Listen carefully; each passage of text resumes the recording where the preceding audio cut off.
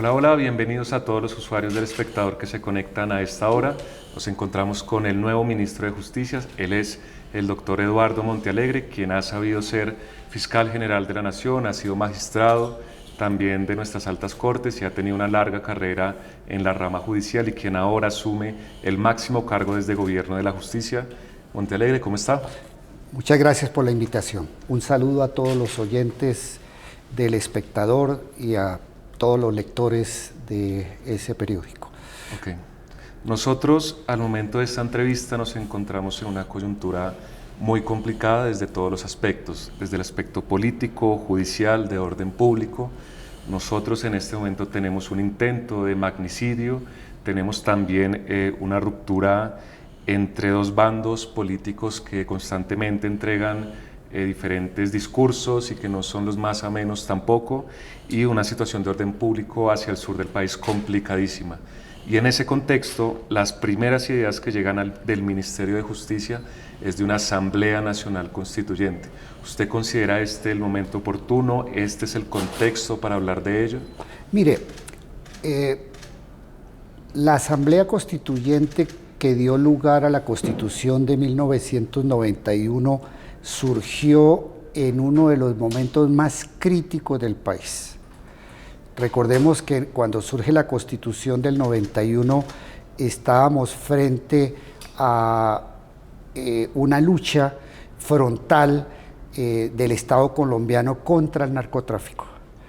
Y Colombia no tenía en ese momento las instituciones fuertes y poderosas para enfrentar el crimen organizado. Y en parte la Constitución de 1991 es una respuesta a toda esa violencia generalizada, violencia creada en gran parte por el narcotráfico colombiano que mató a Luis Carlos Galán, y fue una respuesta precisamente contra la violencia. Estamos pasando por una situación similar en el sentido de que ahí con el magnicidio, con el intento de homicidio a Miguel Uribe, pues lo que tenemos que prever y es predecible es una escalada violenta. Claro, que ya empezó. Este no es el último eslabón. Nosotros tenemos que tener la capacidad de análisis como Estado de entender que esta es la punta de lanza de una probable escalada violenta en el país. Esa hipótesis no puede descartarse, sobre todo cuando nosotros hemos vivido en Colombia unos ciclos de violencia en época preelectoral como la que estamos viviendo. Entonces, precisamente los procesos constituyentes se dan en grandes momentos de crisis. Y creo que en este momento Colombia atraviesa una crisis enorme en el tema de que ha resurgido una espiral violenta muy grande en el país. No hemos podido consolidar la paz. Y entonces, pues, no es inoportuno hablar de un proceso constituyente que sirva. No puedo decir que es la solución mágica para los problemas del país, pero sí un rediseño institucional para crear instituciones mucho más fuertes, sobre todo en la lucha contra el crimen organizado. Pues desde ese punto de vista sí es oportuno empezar a pensar en una Asamblea Nacional Constituyente. Pero, ministro, nosotros tuvimos esa época pues, de violencia llegando al 91 y se crearon nuevas instituciones, se fortalecieron, sobre todo las de justicia, y ya contamos con ellas justamente. Entonces, en ese sentido, ¿cuáles serían las que no están operando en su concepto y cuáles son las que deberíamos crear si lo que ustedes quieren es hacer un remesón constitucional de lo que tenemos ya hoy en día? Mire, son muchos los temas. Y yo creo que la principal justificación de una asamblea constituyente es crear mecanismos que le permitan a un gobierno avanzar en una agenda social.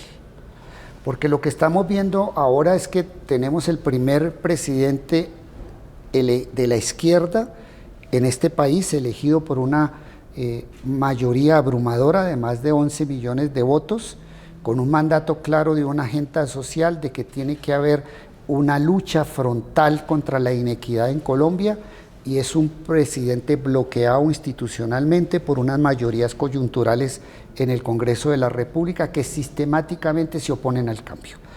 Entonces yo creo que la primera justificación de una asamblea constituyente es un rediseño constitucional que restablezca el equilibrio de poderes y que le permita al presidente de la República, que será el que gane las elecciones en el 2026, cumplir con una agenda social y que las mayorías coyunturales de un Congreso no puedan oponerse a un mandato popular. Pero, ministro, yo quiero detenerme ahí porque usted habla de justicia social y si nosotros revisamos la carta que ya hay, yo creo que las instituciones que ya existen permiten justamente la justicia social. Nosotros tenemos 3 ramas del poder público, tenemos defensoría, tenemos órganos de control, tenemos además instituciones que nacieron del acuerdo de paz y otras que nacieron de la ley de víctimas que ya protegen esa justicia social, además de las instituciones que están encargadas de ayudarnos en procesos de tierras y con las víctimas. Entonces, en ese sentido, Colombia ya tiene un ordenamiento robusto que permite la justicia social y en ese sentido, ¿qué sería lo que se le podría agregar a una constitución que ya parece fuerte? Mire, yo soy defensor de la Constitución de 1991. Fundamentalmente, el mérito más grande de la Constitución del 91 fue su Carta de Derechos Fundamentales y Derechos Sociales. Esa carta es ejemplo en América Latina. La creación de la Corte Constitucional también. Y muchos otros temas, la creación de la tutela. Y yo defiendo la esencia de la Constitución del 91. Sí. Pero resulta que en la parte orgánica de la Constitución, que ya no es el tema de derechos, no es el marco axiológico de la Constitución, sino es el tema de las instituciones encargadas de hacer efectiva la Carta de Derechos, porque es que tenemos una gran Carta de Derechos, ejemplo en América Latina, claro. Pero la distancia entre la Carta de Derechos y la realidad es supremamente grande. Entonces tenemos teóricamente en el discurso filosófico y constitucional una gran carta, pero una gran carta que no se refleja en la realidad. Tenemos un eje central de la Constitución que es el Estado Social de Derecho, que implica que no solamente los funcionarios, el Estado tiene que estar sometido al imperio de la ley en el ejercicio de sus funciones, sino que también el Estado tiene obligaciones positivas en el sentido de que tiene que propiciar condiciones mínimas para la dignidad humana y para conseguir la equidad. Entonces, en teoría tenemos un gran discurso, pero hemos empezado a encontrar muchos obstáculos constitucionales para poder ejercer ese discurso. Y uno de los principales obstáculos constitucionales es el poder de veto que tiene el Congreso de la República de hacer oposición sistemática, sin justificación, sin deliberación, yo diría en forma arbitraria, a una agenda social. Y no hay salida, porque muchos países tienen salidas frente a los enfrentamientos entre el Ejecutivo y el Legislativo. Y cuando hay unos enfrentamientos insolubles, pues se va al Parlamento y se va al primer ministro, por ejemplo. Pero nosotros no tenemos ese tipo de salidas. Entonces, si hay un bloqueo, como lo que está pasando en este momento con el Congreso de la República, que no es un bloqueo por un debate político libre, de discusión sobre lo que más le conviene al país, sino que es una agenda premeditada, sistemática, para acabar un proyecto social. En ese sentido hay que rediseñar el Estado para que cuando se presenten esos bloqueos institucionales como los que suceden, el presidente tenga la capacidad de poder expedir mediante decretos con fuerza de ley su política social y controlados por el Congreso. Pero, ministro, ¿cómo cree que van a tomar, por ejemplo, los expertos constitucionalistas que consideran que justamente el Congreso está para hacerle contrapeso a una de las ramas del poder público? Ustedes representan el legislativo, el ejecutivo, pero el Congreso representa el poder legislativo y en ese sentido, por Constitución, están dispuestos para considerar las propuestas que salgan desde acá, porque si se hiciera todo lo que considera el gobierno de turno, pues entonces ¿en qué estaríamos? Justamente en lo que se intentó defender hace unos años cuando se llegó al poder desde esta idea, y es no a una dictadura, no a una sola idea, vamos a dialogar, y para eso son las tres ramas del poder. Es indiscutible, y ese sistema de pesos y contrapesos viene de la Revolución Francesa. Tenemos 2 siglos de experiencia en el constitucionalismo moderno sobre la división de poderes y el equilibrio de poderes y el sistema de pesos y contrapesos. Claro. Eso es indiscutible. Pero lo que acontece es que en el constitucionalismo contemporáneo, ya nosotros hemos pasado de la democracia directa a la democracia representativa y a la democracia representativa, que es básicamente el modelo de la Constitución del 91, pero el discurso constitucional en este momento es mucho más avanzado. El discurso constitucional ahora gira en torno a una democracia deliberativa, un discurso que ha impulsado el pensador vivo más grande que tiene el mundo actual, que se llama Jürgen Habermas, filósofo contemporáneo, que ha insistido en el concepto de democracia deliberativa. Y la democracia deliberativa en términos muy sencillos, como se lo escuché a Antanas Mockus, es argumento va, argumento viene. Entonces es construir una democracia a través de la contraposición de argumentos, y eso es lo legítimo, pero eso no es lo que estamos viendo en el Congreso. Nosotros no estamos viendo una democracia deliberativa en el Congreso, no estamos viendo una democracia que se constituye y se construye a través de una contraposición de discursos, a través de la contraposición de los argumentos, sino que lo que estamos viendo es que unas mayorías coyunturales que tienen una visión política no quieren argumentar, no quieren discutir, no quieren entrar en la contraposición de argumentos, sino que caprichosamente la única agenda es hacer que este gobierno fracase. Que fracase el primer gobierno de la izquierda en el país, desmantelar este proyecto para evitar que hacia futuro siga triunfando la izquierda. Entonces, pero ahí ministro, entonces aquí no hay aquí no hay legitimidad en el debate. Pero entonces, sea incómodo o no el debate para este gobierno en el Congreso, de todas maneras, las personas y los senadores y los representantes que están en este momento en el Congreso fueron elegidos democráticamente durante un proceso absolutamente legítimo en el que los sectores afines a este gobierno no tuvieron las mayorías. En ese sentido, tampoco se puede esperar mayor cosa de un Congreso que este movimiento político no se supo ganar en su momento. Sí, pero es que las democracias tienen que funcionar institucionalmente e independientemente de las coyunturas partidistas. Entonces, es claro que es muy sano para el país el sistema de gobierno-oposición. Pues eso es absolutamente legítimo, y en eso profundizó la Constitución de 1991. Pero reitero, una oposición que haga oposición a través del discurso, en el buen sentido de la palabra, y cuando hablo del discurso es a través del intercambio de argumentos. Pero es que nosotros vimos... una negación al debate. No, es que yo vi, todo el país presenció el tema como se archivó unilateralmente, sin discusión, sin debate, sin argumentos, sino en forma caprichosa, la reforma laboral que venía de la Cámara de Representantes. Entonces eso no es legítimo. Esa votación fue la imposición de unas mayorías, pero el archivo de la reforma laboral en el Senado de la República fue una decisión caprichosa de esa comisión, un archivo inconstitucional, un absoluto desvío del poder y un atentado contra la democracia deliberativa, reitero, que se basa en la contraposición de argumentos, de razones, de un intercambio de tesis y antítesis, pero lo que hubo ahí fue una dictadura parlamentaria, de unas pequeñas mayorías que caprichosamente archivan exclusivamente con una finalidad inconstitucional, que es oponerse al cambio social.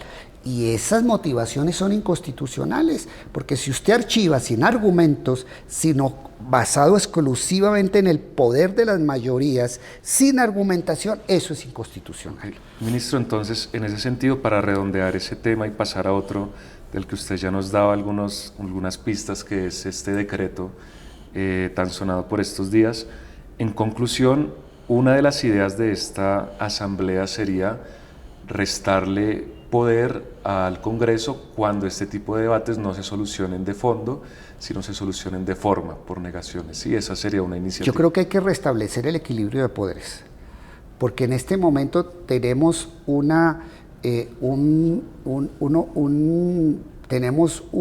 muchos obstáculos institucionales, un bloqueo institucional que implica que lleva a una sociedad bloqueada, porque una mayoría grande de colombianos votan por un presidente de izquierda, que votan por un presidente de izquierda porque es que Colombia es el país, está dentro de los países más inequitativos del mundo. El presidente ha dicho que estamos en el tercer lugar de países inequitativos, con una gran cantidad de ciudadanos colombianos que viven en condiciones de miseria, que el presidente tiene un mandato claro para hacer un cambio social, y encontramos que unas mayorías se oponen al desarrollo de la Constitución del 91. Y ahí es cuando entra directamente, sabemos que usted fue contratista del gobierno para ser uno de los líderes jurídicos de este decreto. Para recordarles a las personas que nos están viendo ahora, el gobierno nacional expidió un decreto firmado por todos los ministros. Ese no lo firmó usted porque todavía no se ha posesionado, sino el encargado, y con ese decreto el gobierno espera llevar adelante una consulta popular con diferentes preguntas, con las cuales se le pueda preguntar a la ciudadanía si quieren que el núcleo de la reforma laboral se lleve adelante. Estamos justo en ese contexto. Usted participó como jefe jurídico del decretazo, como le dicen algunos sectores, y ahora usted está liderando las iniciativas desde esta cartera. Sin embargo, ¿cómo le explicamos a la ciudadanía que este intento de decretazo es legal, estuvo bien, teniendo en cuenta que el trámite normal, que era pedirle la solicitud al Senado, se negó, que es una de las vías constitucionales, pero además todavía se está estudiando la reforma laboral en el Congreso y de hecho tenemos debates casi que a diario? Entonces, ¿cómo le explicamos a la ciudadanía que esto está bien, que esto no es dar un timonazo y es hacer el decretazo? Mire, lo primero que tengo que explicar es que el presidente de la República lo que está haciendo es convocar a una consulta popular a través de un decreto. Y es que la consulta popular se convoca a través de un decreto. Esa es la función del presidente de la República. En todo caso de consulta. Siempre la consulta se convoca a través de un decreto y el presidente fija la fecha de la consulta, que en este caso será el 7 de agosto. Pero ¿qué sucede? Que para poder convocar a una consulta se requiere un concepto favorable del Senado de la República. Claro. En este caso, el Senado de la República votó desfavorablemente a la consulta popular. Exacto. Pero ¿qué acontece? Que la votación del Senado, que fue una votación supremamente estrecha, el no ganó por 2 votos, fue un acto inconstitucional. ¿Por qué es un acto inconstitucional? Porque es que las violaciones a la Constitución también se pueden producir cuando se incumplen los elementos esenciales del proceso legislativo. Es decir, las formas también pueden llevar a la inconstitucionalidad de un acto. Cuando existen unas formas jurídicas a través de las cuales se protegen valores constitucionales, es decir, hay un proceso constitucional y no se respeta el debido proceso constitucional, esa norma jurídica es inconstitucional. Por eso ustedes demandaron la decisión. ¿Qué es lo que sucedió? El Congreso de la República, cuando votó negativamente, de forma desfavorable a la consulta popular, lo hizo de manera inconstitucional porque el trámite que utilizó fue un trámite violatorio de la Constitución. ¿Cuáles derechos de la Constitución fueron violados? Mire, la Corte Constitucional ha dicho que el reglamento del Congreso es un parámetro de constitucionalidad. ¿Eso qué significa? que cuando hay una violación del reglamento del Congreso, o sea, una violación del trámite legislativo, esa violación del trámite legislativo puede conducir a la inconstitucionalidad del acto cuando se violan principios constitucionales. ¿Cuáles fueron las violaciones en este caso?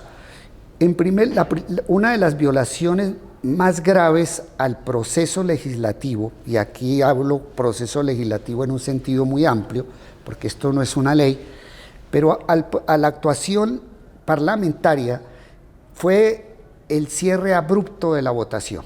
Okay. Cuando se vota por reglamento del Congreso, cuando se hace una votación, el presidente del Senado tiene un plazo para hacer esa votación que puede llegar hasta 30 minutos en el momento de la votación. En este caso, el proceso de votación duró menos de 3 minutos. Y dirán, bueno, pero ¿por qué el hecho de que se vote en 3 minutos con celeridad viola la Constitución? Por una razón elemental, porque en el momento en que se estaba votando, habían unos parlamentarios que estaban fuera del recinto y que querían ingresar o estaban ingresando en ese momento a la plenaria y se les impidió votar. Y eso se le advirtió al presidente del Senado. Algunos parlamentarios y el ministro del Interior, Armando Benedetti, le expresó al presidente del Senado: no cierre la votación porque van a ingresar otros parlamentarios. Okay. Y el presidente del Senado podía esperar, pero no lo hizo. Cerró abruptamente la votación cuando vio que tenía unas mayorías precarias para que ganara el no y se diera concepto desfavorable, y eso es la violación a un principio constitucional muy importante que se llama razonabilidad. Todas las actuaciones de una autoridad pública, y en este caso el Congreso de la República, tienen que orientarse por criterios de razonabilidad y no de arbitrariedad. Y lo que hizo el presidente del Senado fue arbitrario, porque él tenía el margen para esperar que entraran los otros parlamentarios y no quiso.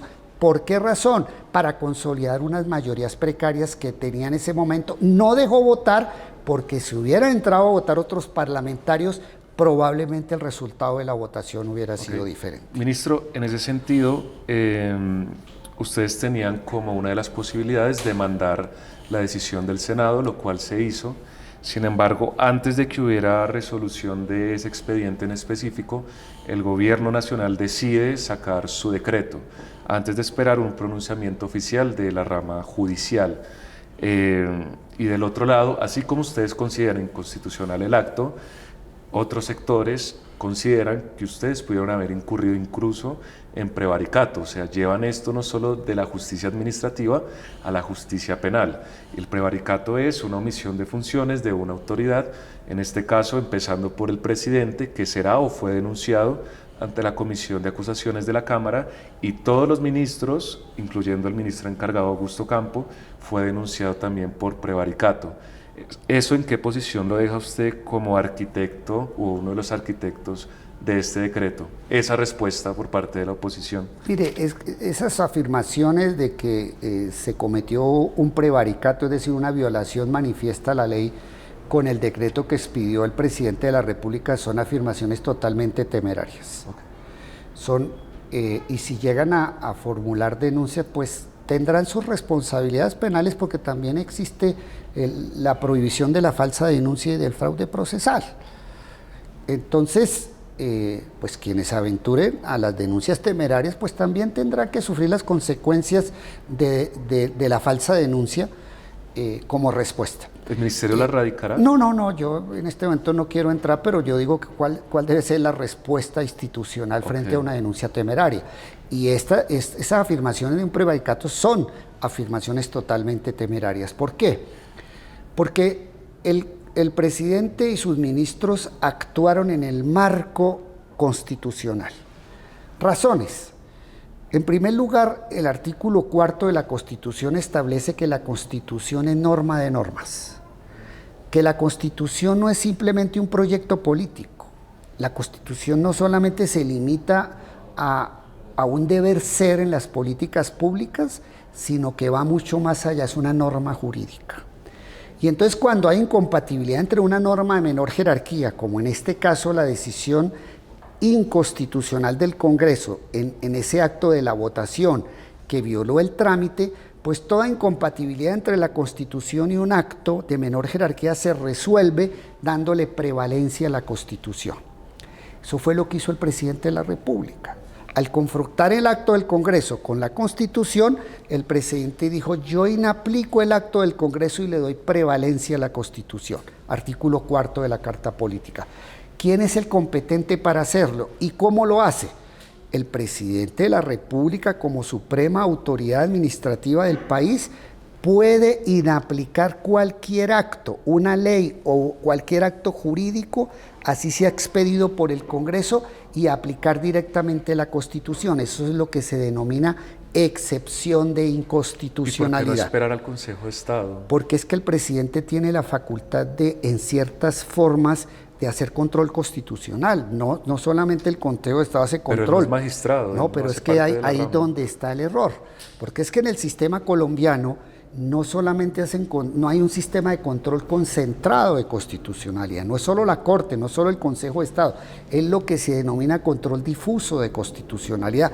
O sea, muchos servidores públicos pueden hacer control de constitucionalidad y están autorizados para que en el caso particular inapliquen el acto sin esperar decisiones judiciales. El presidente no tenía que esperar una decisión judicial para poder inaplicar el acto, era su competencia. Usted, que es el ministro de la Justicia, ¿no le parece menos garantista para una constitución que un funcionario público haga las veces de juez, sabiendo que los jueces están en Colombia justamente para mediar en estos debates? Es que ahí donde está la equivocación.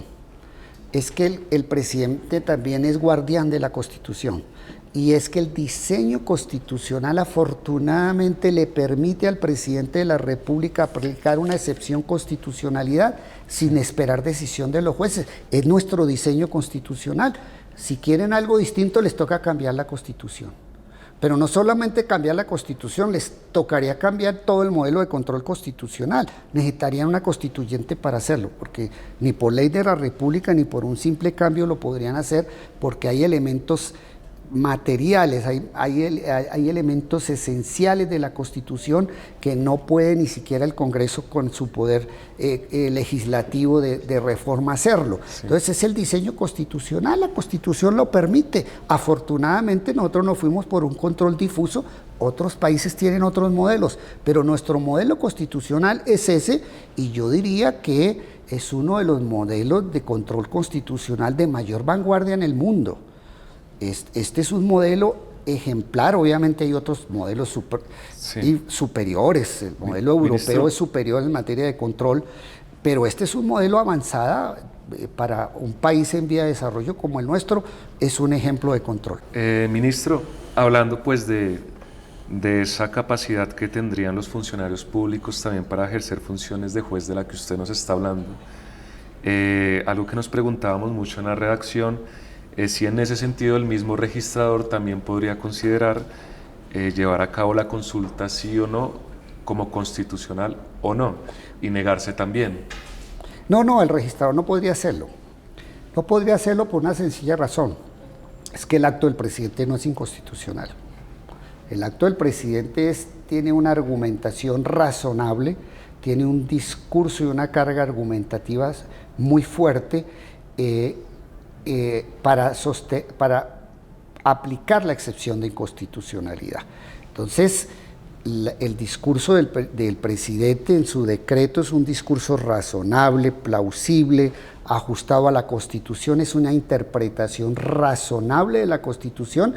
Así existan otras interpretaciones, eso es posible, pero el hecho de que existan otras interpretaciones también plausibles de este tema no hace inconstitucional el decreto del presidente. Y una excepción de inconstitucionalidad solo se puede hacer cuando exista una violación abierta de la Constitución, y el decreto del presidente no viola la Constitución. Pero, ministro, luego ahí sí sería un prevaricato del registrador aplicar una excepción de inconstitucionalidad frente a un acto legítimo razonable del presidente de la República, y además sería un despropósito aplicar una excepción de inconstitucionalidad de otra excepción de inconstitucionalidad. Es que, ministro, eso sí es un atajo constitucional. Es que justamente por eso yo creo que es tan de afán tratar este tema, porque nosotros hablamos de interpretaciones de un lado, interpretaciones del otro, cómo tomamos la Constitución desde cierta arista y cuál no, pero realmente nosotros ya contamos con instituciones que determinan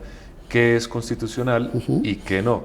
Y por eso quisiera preguntarle, ¿por qué no esperar a que esas instituciones que son neutrales, que pueden ser el Consejo de Estado o la Corte Constitucional, hagan una valoración previa del asunto antes de llevar esto a todo el país?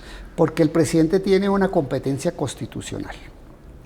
Hay una norma de competencia. ¿Pero mayor a la de la Corte Constitucional o la del Consejo de Estado? No, son modelos de control distintos. Obviamente que el poder de control de la Corte y el Consejo de Estado son mucho más amplios, mucho más grandes. Su deber constitucional, claro, es ese. Pero resulta que el presidente también ejerce control constitucional en nuestro sistema, y lo ejerce a través de la excepción de inconstitucionalidad o a través de las objeciones a proyectos de ley del Congreso que sean inconstitucionales. Cuando el presidente de la República objeta un proyecto de ley por inconstitucional, está ejerciendo control constitucional. Eso, reitero, y discúlpeme que sea tan reiterativa, se llama control difuso de constitucionalidad, que implica que también el presidente puede aplicar la Constitución por encima de la ley, e inaplicar un acto de la ley es su competencia y es su deber cuando el acto del Congreso es manifiestamente inconstitucional, y eso fue lo que hizo, sin necesidad de esperar una decisión judicial. Ya vendrán en su momento. Por eso el presidente de la República declara la excepción de inconstitucionalidad, y en el mismo decreto ordena que se envíe a la Corte el decreto para los controles propios de la Corte Constitucional. O sea, aquí hay una salida absolutamente institucional, y no es que no debemos olvidar que la misma Corte Constitucional ha dicho que cuando exista una controversia, una divergencia conceptual entre el gobierno y el Parlamento, la consulta popular es una de las vías para solucionar el conflicto, y eso es lo que hizo el presidente, acudir al pueblo como árbitro. Hay una discrepancia en materia de política pública, en materia de qué tanto vamos a avanzar en materia de política social y de hacer un empleo más digno para los trabajadores de Colombia y acabar la inequidad, que es lo que pretende el Congreso, el presidente, frente a unas posiciones del Congreso que no quieren avance social, que no quieren proteger a sus trabajadores, que quieren mantener en condiciones indignas a millones de trabajadores en este país. Y entonces esas divergencias propias de una democracia, ¿quién las soluciona? El pueblo. Y eso lo dice la Corte Constitucional a través de un mecanismo legítimo que es la consulta popular. Le tienen miedo al pueblo, le tienen miedo a las mayorías. Entonces, cuando el presidente acude al pueblo, que es legítimo, o a través de la consulta o a través de una propuesta constituyente, que es acudir al constituyente primario, que es la fuente fundamental de todo el derecho de un país como el nuestro, entonces dice que el presidente es antidemocrático. Falso. Pero es que, ministro, ustedes tienen en este momento dos vías abiertas, porque la reforma no se ha tumbado todavía en el Congreso, y ustedes todavía están pendientes de que las autoridades judiciales resuelvan la demanda a la negativa del Senado a votación. En cambio, lo que ustedes sí hacen es abrir la posibilidad de un decreto para llevar esto a consulta, y lo que nos dicen expertos de todas las orillas, ni siquiera de la oposición, es que esto va a ser utilizado como una plataforma política con miras a 2026. ¿Qué responder ante eso? Mire, es que es el escenario preciso también. Perdóneme que vuelva y reitere, es que el presidente tiene competencia para expedir ese decreto y aplicar excepciones de inconstitucionalidad, primero. Segundo, es que además el presidente tiene unos tiempos. Una vez que se negó inconstitucionalmente la consulta popular, el presidente solo tiene 8 días para convocar. Entonces el presidente no puede esperar a que el Congreso decida o que a un juez decida sobre la constitucionalidad o no de la votación del Congreso, porque entonces se le vencen los términos y perdemos la oportunidad de que el pueblo se pronuncie. Es que yo no entiendo por qué le tienen tanto miedo al pueblo. ¿Sabe por qué le tienen tanto miedo al pueblo? Porque hay una mayoría apabullante de colombianos indignados con la injusticia social que van a votar, van a dar un sí contundente a las políticas económicas de cambio social del gobierno a través de la consulta. Le tienen miedo al pueblo. ¿Usted cree? Pero ¿Que desde es por luego, eso? pero desde luego, tienen miedo a que el pueblo se exprese, no quieren que el pueblo exprese su indignación, no quiere que el pueblo dé mandatos. Pero ¿por qué hablar del pueblo como si fuera una masa unificada cuando hemos llevado por lo menos una década divididos totalmente desde el acuerdo de paz? Pero sigue siendo los ciudadanos, piensen o no en contra o a favor de la paz, hayan votado muchos colombianos engañados por una política distorsionada que hizo la ultraderecha colombiana, una campaña difamatoria falsa para engañar al pueblo, y lo confesó el tipo que lo hizo, que dijo es que hay que berracar al pueblo contra el proceso de paz. Así lo confesó su manifiesto desvío de poder y su manifiesto indolencia frente a la paz y a la necesidad de los colombianos. Entonces lo que pasa es que le tienen miedo a la ciudadanía, le tienen miedo miedo a las protestas sociales, a que el pueblo se pronuncie, por lo que quieren es seguir amordazando al pueblo colombiano, y no lo van a lograr porque el pueblo se va a pronunciar, o vía consulta o vía asamblea constituyente. Okay. Ministro, y ya que tocamos pues los temas que están justo en este momento como en máximo debate, pues sabemos que usted integrará por lo menos en este próximo año y par de meses la cartera de la justicia, ¿no? ¿Cuáles son esas banderas? Usted ya puso su primera bandera, que es la constituyente, pero ¿cuáles son esas otras banderas? Mire, a mí me parece que es muy importante retomar la agenda de reforma a la justicia. Y para mí, dentro de esa agenda, hay dos puntos muy importantes. El primer punto importante es que tenemos que acabar con la justicia punitivista y con el populismo punitivo, y con el pensamiento de que solamente a través del derecho penal y solamente a través de la privación de la libertad se logra la solución de conflictos, que es la política criminal simplista que ha manejado el Estado colombiano durante décadas, que creer que aumentando penas, privando garantías y privando de la libertad a la gente, vamos a acabar con el conflicto social. Eso es falso y es equivocado. Sí, tenemos ahora... que volver Sí. a justicias restaurativas. Y es el debate que ha salido por el presunto homicida, victimario de Miguel Uribe, que es un menor de edad, y el otro debate que tiene Colombia ahora mismo es ese, las garantías que se le están entregando desde la Fiscalía para lograr su confesión y llegar pues a toda la estructura, mientras otros sectores lo que buscan es incluso juzgarlo como adulto. Por esa vía va un poco esa idea también. No, mire, yo creo que hay una política muy clara del gobierno colombiano. Antes de este reprobable intento de homicidio contra un líder de la derecha colombiana, no pienso como él, pero eso no significa que no rechace todo acto de violencia. Claro. Es reprochable todo acto de violencia. Antes de este lamentable hecho, muy grave para el país, le reitero a la familia mi solidaridad. Algunos de sus familiares son personas conocidas mías de vieja data. En algún momento de mi vida he sido amigo de la familia Turbay. Pero yo creo que no, a pesar de la gravedad, no podemos modificar una política de tratamiento del menor en materia penal, sobre todo de los menores entre 14 y 18 años. Yo creo que tenemos que seguir ahondando en políticas que sean políticas verdaderamente restaurativas, de justicia restaurativa, de verdaderos criterios de resocialización sin tener que ir privados de la libertad, y algo más contundente para la lucha contra la criminalidad.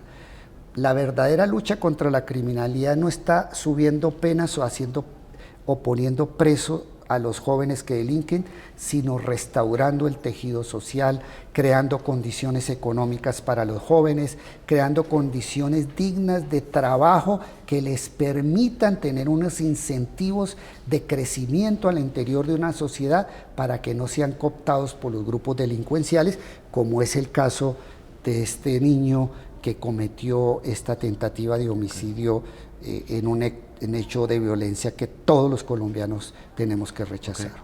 Bueno, ministro, muchas gracias por el espacio. Y nada, muchas gracias a todos los que nos estuvieron viendo en esta entrevista en El Espectador. Recuerden estar muy pendientes de todas las noticias del Ministerio de Justicia, de Gobierno.